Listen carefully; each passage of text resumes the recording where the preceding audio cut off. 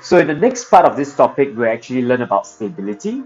Now, this stability does not refer to your mental health or your emotional state. In fact, it can refer to the state of any object. Now, there are three types of stability that we have to learn. And the first, of course, is stable equilibrium.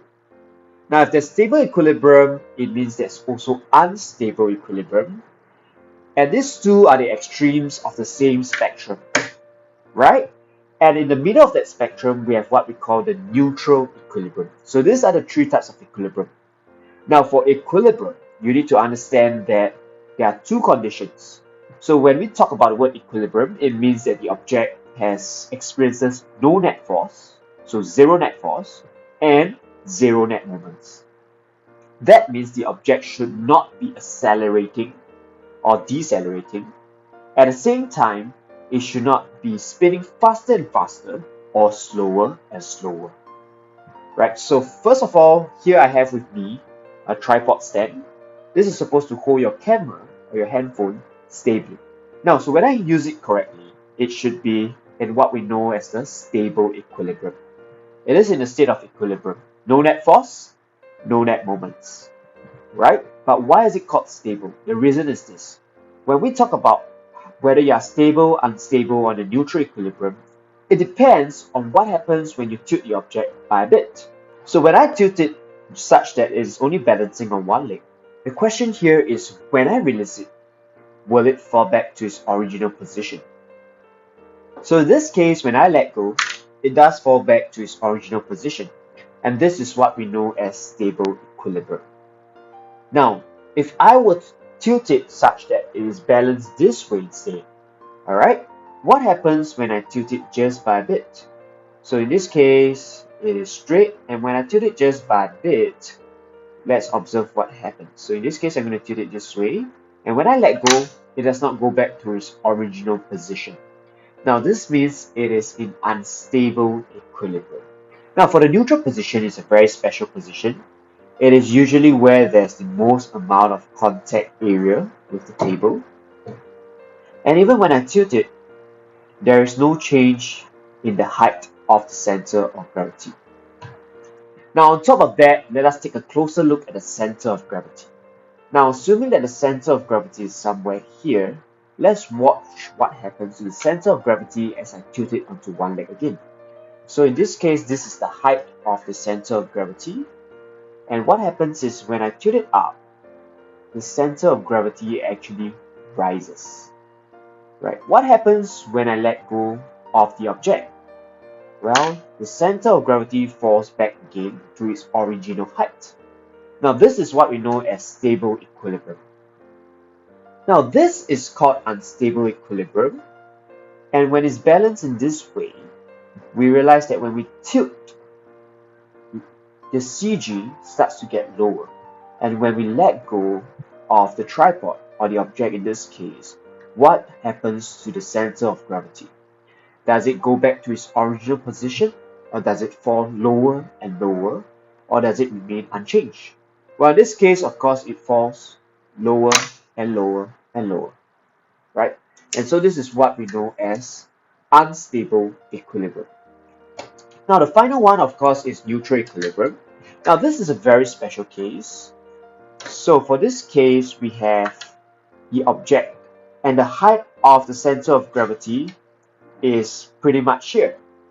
But what happens when we tilt it by a bit? We realize that even as we tilt it by a bit, over here, we tilt it this way, the center of gravity is still at the same height or above the table, above the ground. So in this case, tilting its position makes no change to the height or the position of the center of gravity. This is the key difference between each of the equilibriums. And so we come back to the notes, and so there are three types of equilibrium: stable equilibrium, unstable equilibrium, and neutral equilibrium. And more importantly, we are going to look at the different types of equilibrium based on the center of gravity. Right? So for the first one, stable equilibrium, before being tilted, we realize that the CG is over here. But once you tilt, the CG rises. Okay, so we're going to do this step by step. The line of action of W, which is the weight, you will realize that it tends to lie within the base area of the cone. Now, what about unstable equilibrium? which is the next one on the right, what do you realize about the line of action of W? So if you extend the line of action of W, you realize it is not contained within the base area of the cone.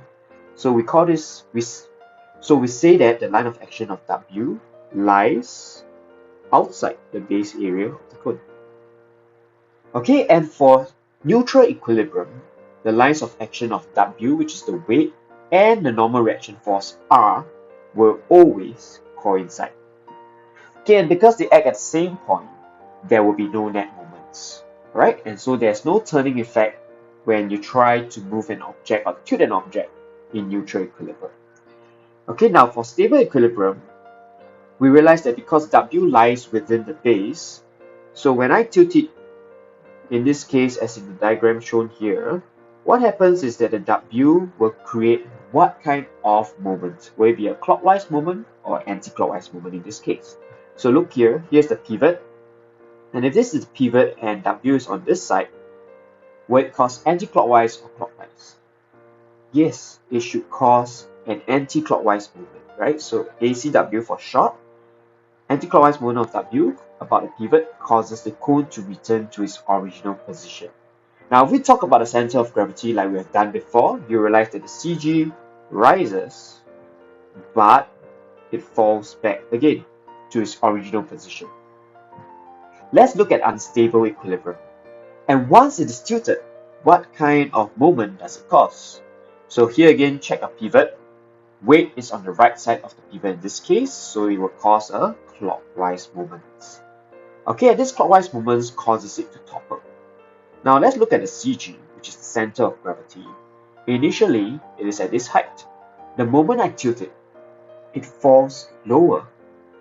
And what happens when it starts to topple? It falls lower and lower. So the CG falls and falls even lower. Right? It goes even lower with no return to the original position. Finally, for neutral equilibrium, the net moment about C, which is the pivot, is of course 0. Right? And what can we say about center of gravity? Before tilting it is here, after tilting it is here. So the CG neither rise nor fall. It stays at the same position. Right? So it neither rise nor fall above the surface supporting it. Now these are the three types of equilibrium, and there are ways to increase stability. And this part is really very intuitive. So, question is this: if you are a fighter, will you open your legs slightly wider, or will you keep your legs close together during a fight? Think about jerky bus. Will you keep your legs tightly shut together, or will you open them up to increase your stability? Well, your answer should be opening it up, right? And the reason why we open up is we want the base to be as wide as possible.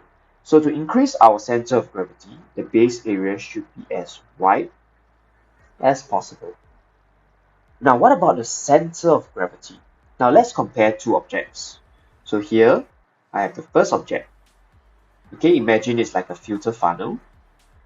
Okay, and this is the base area. Now, the second one is a much shorter one, and this is the base area. Now, in both cases, the center of gravity is somewhere here for this, and is somewhere here for this. In which case, A or B, would the object be more stable? So to understand what it means to be more stable, it means that I can tilt the object by a further amount without it falling.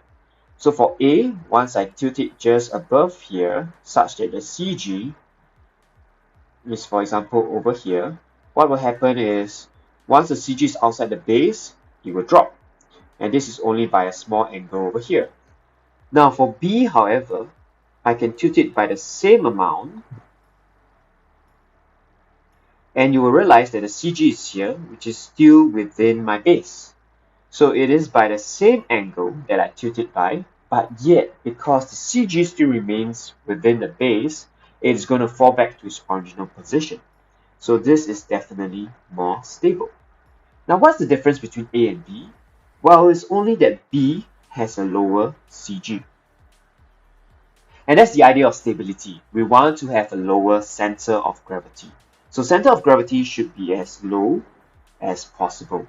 In fact, that's the reason why F1 racing cars are always so low. And that's the reason why you're not allowed to stand on the upper deck of a double-decker bus, because that will raise the CG as more mass is distributed upwards. Now, the last challenge for you is actually to create a toy that can balance well. Now, I'm sure you have seen this sort of toy before, where it balances on your hand, and you might find it interesting. But did you know that you can also create one yourself?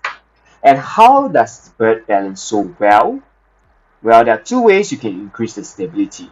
Remember, you can either lower the CG, or you can make sure that its base area is as wide as possible. However, for such balancing objects, the base area is usually reduced to one point, a very single point. So the base area is kept very small, yet the object can still balance well. So that means the CG has to be as low as possible. And what I mean is that the CG has to be even below the pivot point. And as to why this is so, we can discuss in class. However, the challenge is to create your own such toy. So here I have with me a bodybuilder that I made myself. Now at the back, you can see that I've attached two 50-cent coins. So this cost me $1. So I've attached two 50-cent coins on this barbell. Okay, so let's watch what happens when I balance it on my index finger. So this is what happens. It will balance nicely on the index finger, and it will look like this. And if I lower it down, you can see that the bodybuilder is still fine, still balancing properly. Let me show off some of the light as I off it. Okay, and this is what will happen to your bodybuilder. It balances very well. Okay, now if I put it on another finger, so you know it's not a trick, the same thing happens. Okay, and even here, you can see that even at the edge of my finger, it balances pretty well. Alright, so you can create such a toy, and to show you how well it balances, I will balance it on the tip of the pencil over here. Alright, so this is actually how it looks like. Okay, and this is my own balancing toy.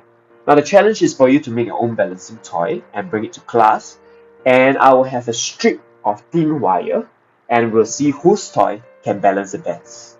Alright, with that, enjoy the rest of your home-based learning, and see you.